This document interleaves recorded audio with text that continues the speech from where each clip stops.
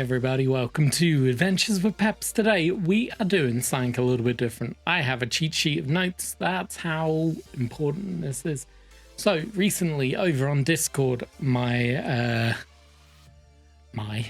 very possessive, isn't it? My moderator over there, who goes by the name of Sloan on that channel, he kindly offered to run a Judge Dredd, the Worlds of 2000 AD RPG game. Now, I personally have never played an RPG, never done it, never played Dungeons and Dragons, none of it. So today we are going to go into the process I went to of designing my first RPG character and playing the game. So I hope you'll join along for this fun. And yeah, let's get into it. So in the world of 2000 AD, and this game in particular, which is made or was made by Modifius, let's go with that. It's basically a D6 system. So nearly every stat has D6 that you roll. You have to hit a certain number. Example, 8 and above on your dice roll would be an easy success. I think 4 points higher, it becomes a normal success. 4 points higher, it becomes a better success, etc., etc. The higher up you get, the better the success. And everything in the world is designed that this lock is an easy lock, so you need to roll 8 or more to unlock it. This lock is an extremely hard lock. You need 16 or above to do it, and you have to combine equipment, skills, and your stats to give you a dice pool that you roll to try and hit this number. Nice and simple. I like that. That's easy for me to remember. This book, though, makes it very hard to understand how to design a character. Once you've done one, it makes sense. I am confident now that I can design more than one. But yeah, I was confused as nuts. But hey, it was fun. I ended up really enjoying myself doing it. So you start off, we decided we were going to be judges. This made it a lot easier, because when you're designing a character, you basically have to pick 5 career stats. They call them grades, and they represent your character growing older and the life they've lived. So with judges, you start off as a rookie. Makes sense, you're 13 years old. And then you pick, I say rookie, cadet. And then you pick how they progress until they reach a certain level. For us, it was going to be rookie level. I went one more by mistake, but that doesn't really matter for this game. And yeah, that was very simple to me. I like the idea of that. So I'm getting ahead of myself. You start off with some basic attributes. You got strength, agility. I'm looking at my notes, by the way. Endurance, intelligence, logic, will, charisma, luck, reputation, and psychic points. Now, I knew I wasn't going to be a psyker, so I didn't have to worry about that. Set it to 0. Reputation, as a street judge, you don't really have one to begin with unless you do certain character progressions. So that was also 0. Everything else starts at flat 3 because I was a human. Because I chose just normal human, the choices were human, clone are the main 2 for the humans. But because I chose human, you pick one stat to progress by 2. And one other stat you can progress by 1. For me, I progressed agility because I thought I want to be a little bit nimble, a little bit shooty. And the other one was logic because I knew I wanted to be a tech judge. That was my goal, was to become a tech judge.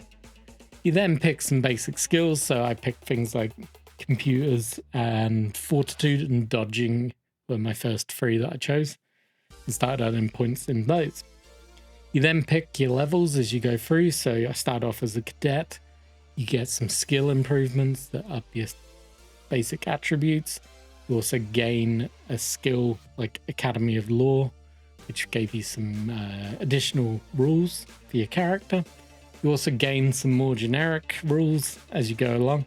And you keep doing this. So I went cadet. I then did a class in applied violence, which allowed me to unlock a skill called Take It on the Chin, which means I can take a hook, and that actually came into play during the game, which was great. I then went into basic mechanics to start my tech education, I guess you'd call it, and that opened up the skill Quick Repair. I then became a rookie and gained the hardened stat, which increased my fortitude. And then that's where I should have stopped actually for this game. But I then chose Tech Judge after that, which unlocked diagnostics. So I could check a machine and see what was wrong with it, and then maybe quick repair it was my thought process. And then during this process, my skills grew as well.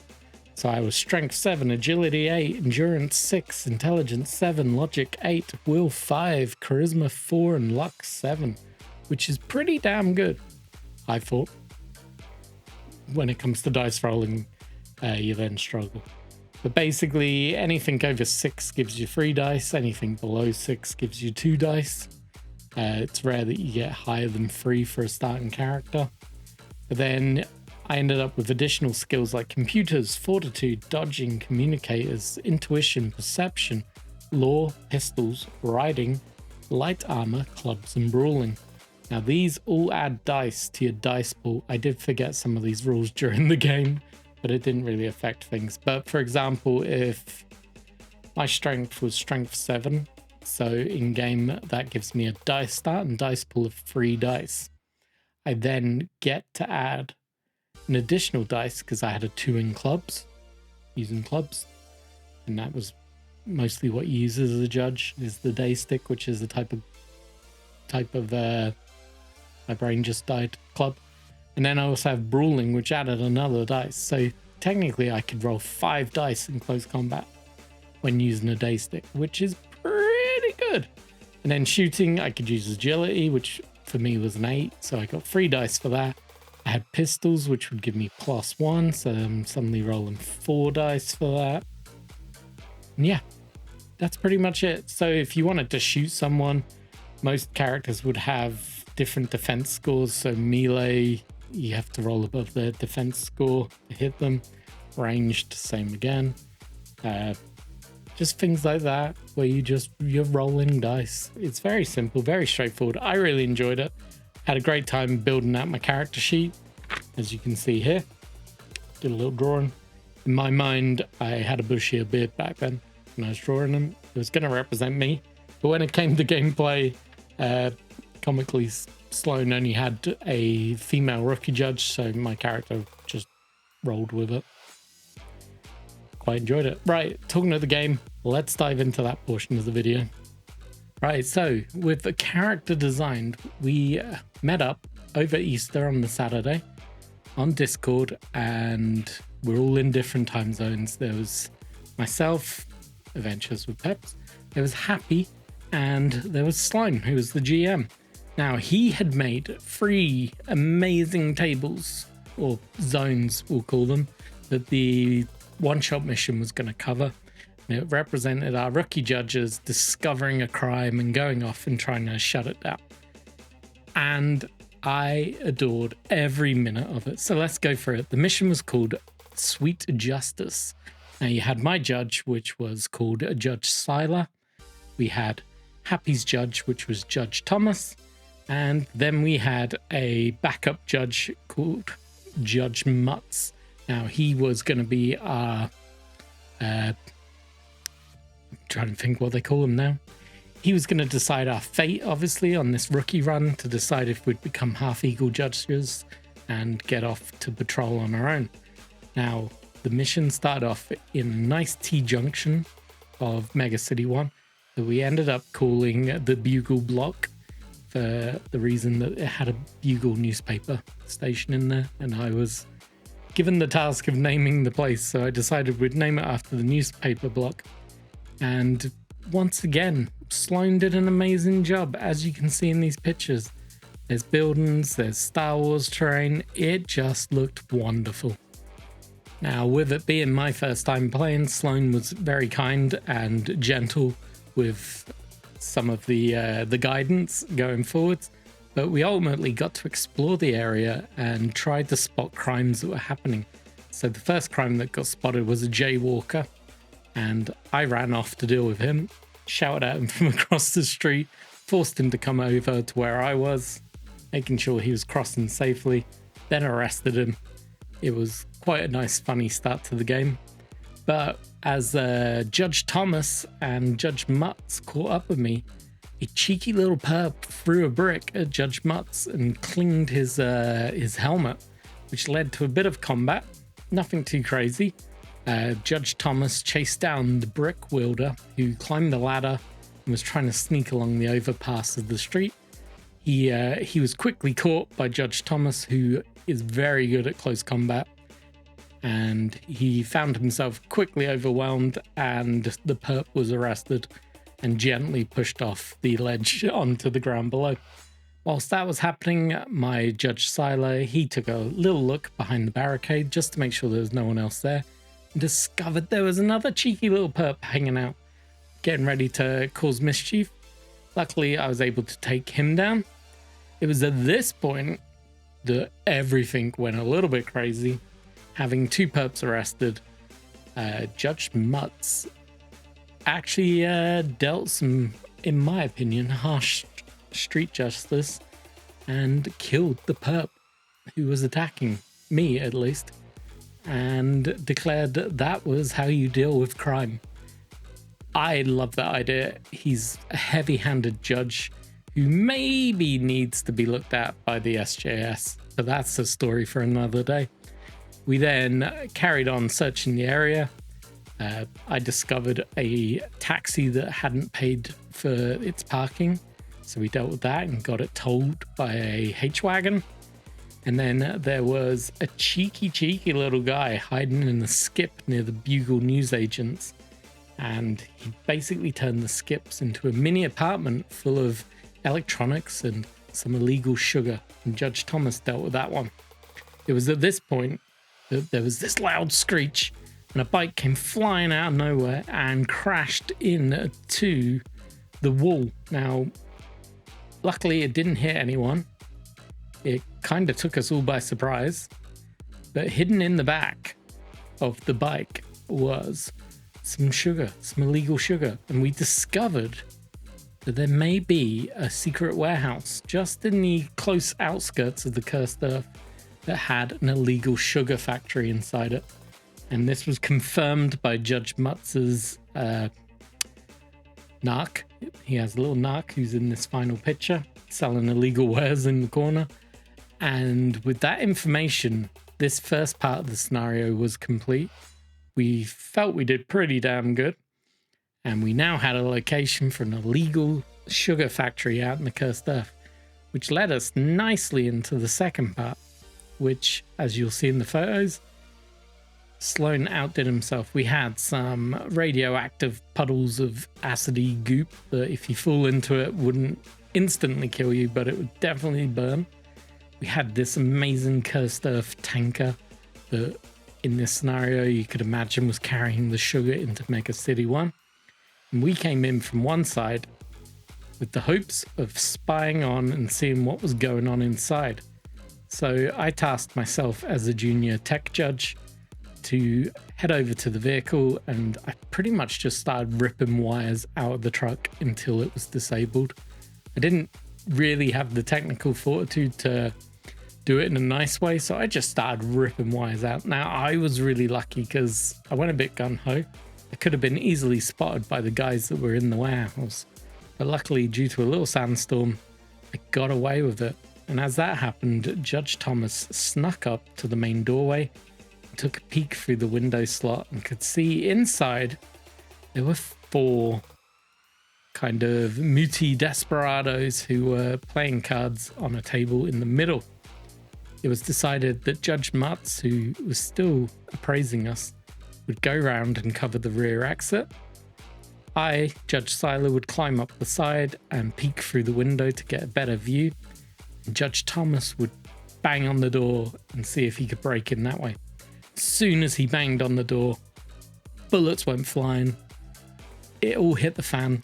They were blasting at the door. Luckily, the door absorbed nearly all the damage, and Thomas was fine on the other side of it. Whilst they were distracted, I leant up to the window, smashed the window, shot an incendiary bullet at the table, setting it on fire. This caused the room to start filling with smoke, and this freaked them out. Now, I did take some shots in return and took a little bit of damage, but nothing too serious. but the room was quickly filling with smoke and they had no choice. They couldn't leave through the front door because they knew there was a judge there. They knew I was on the side, so they ran out the back, which was exactly what we planned for. And Judge Mutz opened up with the Law Master and just ripped them to shreds with the bike cannon, pretty much destroying the entire top floor of this building. He obviously hit something that was flammable. It blew up. Top floor completely disappeared. I had to jump off the side of the building. Thomas also leapt off the side of the building to escape. And we all pretty much did fine. It was at this point that we then discovered a secret trap door under the building. And in here was the actual sugar factory itself, and it was guarded by two big old fatties. So there was King Kandy, who was the actual big boss villain of this scenario, and his bodyguard, who in this scenario was being represented by Fats Marbo. But yeah, he was the bodyguard. These guys had like 50 plus wounds. They were a pretty hard fight in the end. But yeah, it was pretty damn crazy. We went in.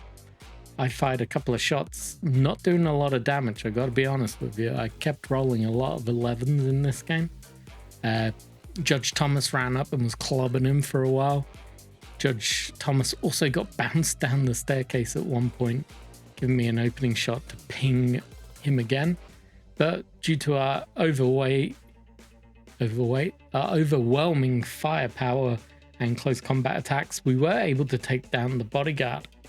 While we were doing that, Judge Mutz had actually fired up an incendiary shot at King Kandy, setting the big boss on fire. Having burst into flames and seeing his bodyguard fall, he decided he was going to try and take out the entire factory. And in a ball of fire, he started running towards the combustible tank in the back corner. And we only had a few turns to try and take him down. And we fired everything. We were trying to shoot him. We were chasing him. He was hard to stop. Fatties are hard to stop once they get some moves going. So we were pinging fire. And then finally we took out his kneecaps and he fell to the floor mere feet from the actual explosive container. And once again, Judge Mutz came in and granted some swift justice. Not sure I would have done that. I am not keen. We had King Kandy under arrest, but Mutz came in and executed him. We definitely need some SJS. And that was it. That was the end of the scenario. So the three of us completed it. Judge Mutz, he recommended us for the Half Eagle and promotion. So we are now officially allowed for street duty. But he did not want us in his sector. He thought we were both a bit too soft.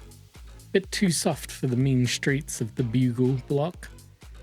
And if that's the way he does justice, I feel like I agree. But yeah, what an amazing first time experience with a role-playing game. Had so much fun. Sloan did an amazing job on the scenery and just leading us through it and allowing us to do pretty much what we wanted. He was very good at changing his plans to match what we were getting up to. And yeah, I had a wonderful experience. I want to play more RPGs. I want to try out more RPGs now. So thank you, Sloan. That was great. As always, I hope you enjoyed this. A little bit different than normal. But if you want to like, subscribe and all that good stuff, please do. And if you want to come join us on Discord and maybe be a part of the next RPG that we play, links are below. You know the score. If you want to help support the channel, drop a little coffee donation down below. It's a monthly subscription for $2. After a few months, I make you a character in my 2000 AD location. All the money pretty much goes to keeping me caffeinated or to helping the blog and this channel grow. So I would love it if you could support. But if you can't, just watch, drop a like. That's a great way to support me as well. And until next time, cheers for watching.